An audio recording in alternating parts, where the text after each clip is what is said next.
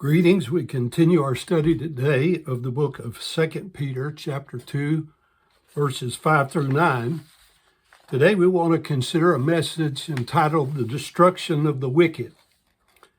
2 Peter 2:5 says, "And spared not the old world, but saved Noah, the eighth person, a preacher of righteousness, bringing in the flood upon the world of the ungodly, and turning the cities of Sodom and Gomorrah into ashes, condemned them with an overthrow, making them an ensample or an example unto those that should after live ungodly, and delivered just Lot, vexed with the filthy conversation of the wicked.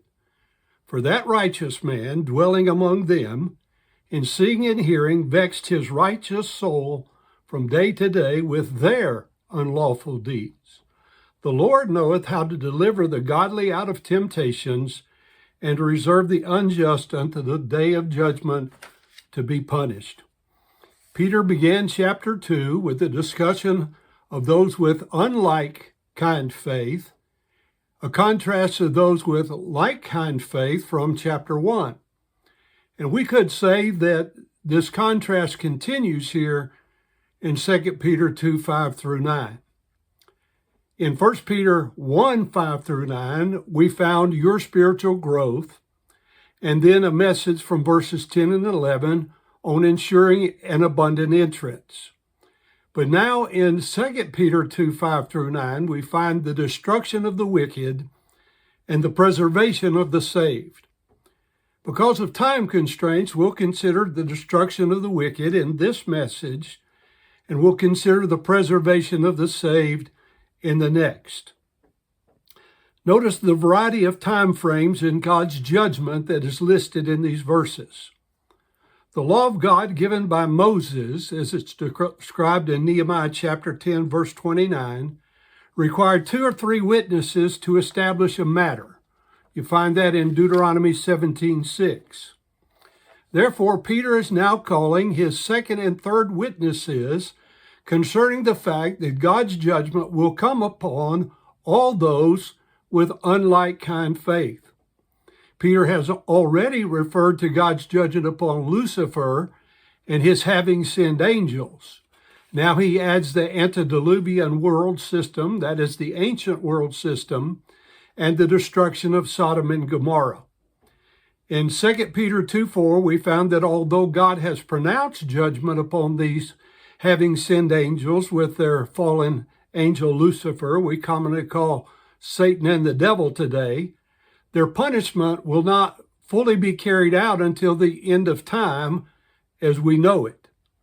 Likewise, in the flood of Noah's day, God waited and warned the world system filled with violence and wickedness for 120 years before he sent his judgment.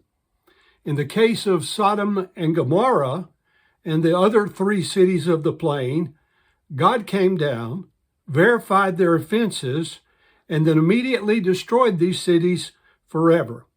So then secondly, let's notice the certainty of God's impending judgment.